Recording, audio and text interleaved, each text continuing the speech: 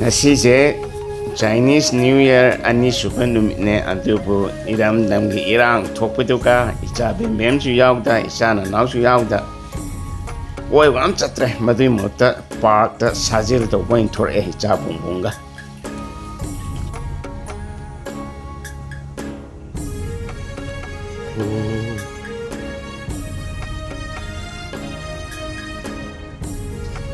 Ichaa Bung Bunga jahi karat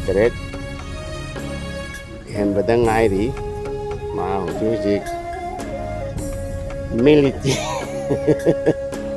military school da ma senior high school final year tammi do aina yam chang naina sajel to ba tambi bagi haina bi do ma lairami no jik new year matam si da ma ngasi sajel to sa sin ibani thok magi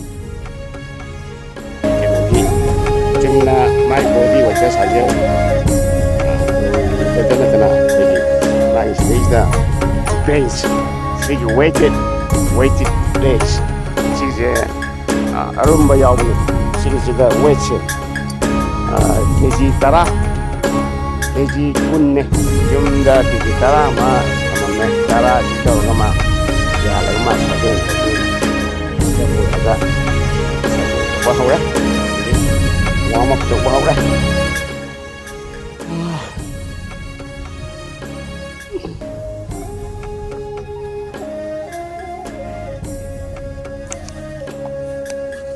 Grip getting never lotion my head. Could choke me I kind. Okay, you warm up the water, exercise my how good or I get warm up the warm up kajema matam sangat paganto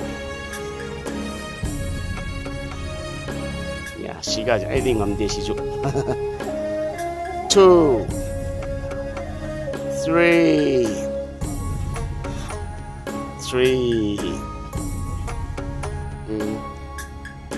aroi ba amandi mga super set muscle up explosive reps sige ahomlak repetition ahomlak taw zamana explosive pull up kawe sige aduna smai to ramana mangarak to ba set mangarak to ba ahomlak to bisita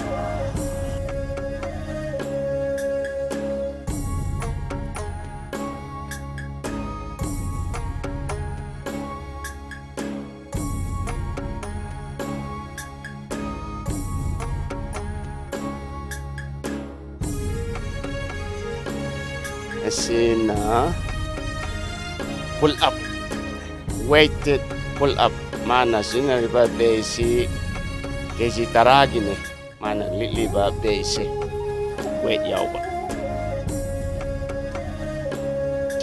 repetition nipan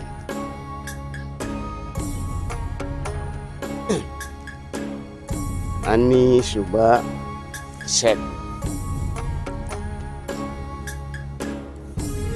pull up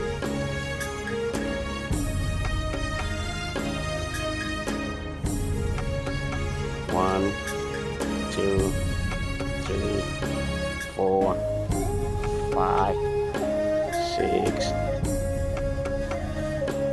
7 8 repetition nipan Sina aroi ba mga suba set pull up with 10 kg base 1 2 3 4 5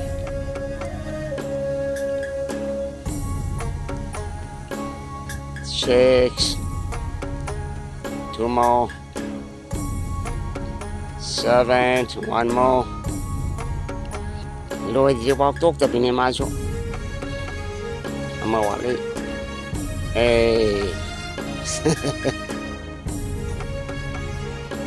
si exercise na magi ahum suba Australian pull-up. Australian pull-up coach. Moi calisthenic exercise ni. Australian rows haba, not pull-up, rows hagadab. Sige mana set home tauba, aduga repetition na 12 trying to tauba. Yang bada di live wa, live man bato yang why man. Let's go. One. Sina Mari suba exercise.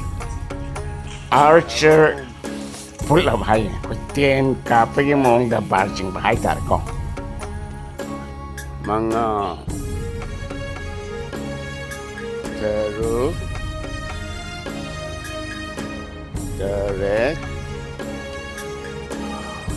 knee pound 8. Good enough. All red, and here is like calm is it?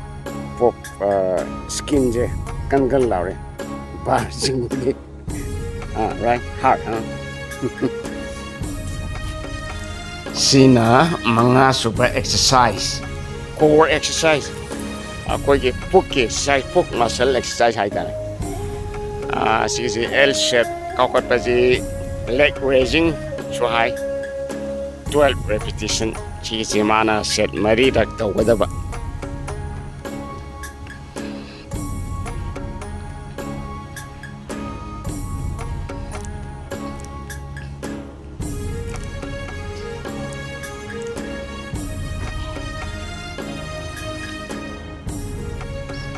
Mari suba aroiba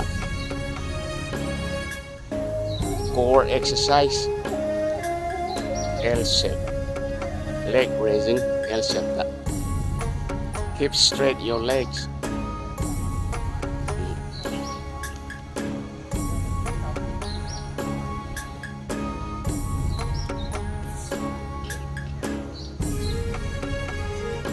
Yame ngasi mana exercise daw raise Ichaa Bung muna. Window sweeper.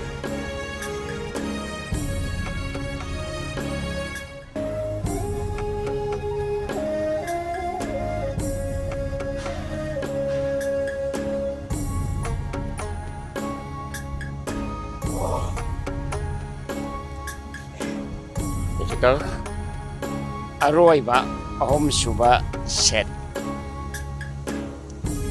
Window sweeping core exercise.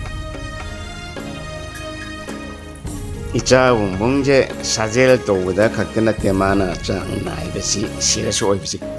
Ado laila shi to juma thawai yam puning yam changna thaw laik la shi to. Ado moi US gi moi senior school degi moi listing ani ga chatuk muktam besi da moi manga ka khanbagi moi short list da moi tara taret khangar pada man makok oile ado hantak ta man yumla halaga harakpada khambani moi taratas kumanung da interview to matung da moi manga khangat pasida ma su yaw anduna ani makta fan chat lai tare bung bung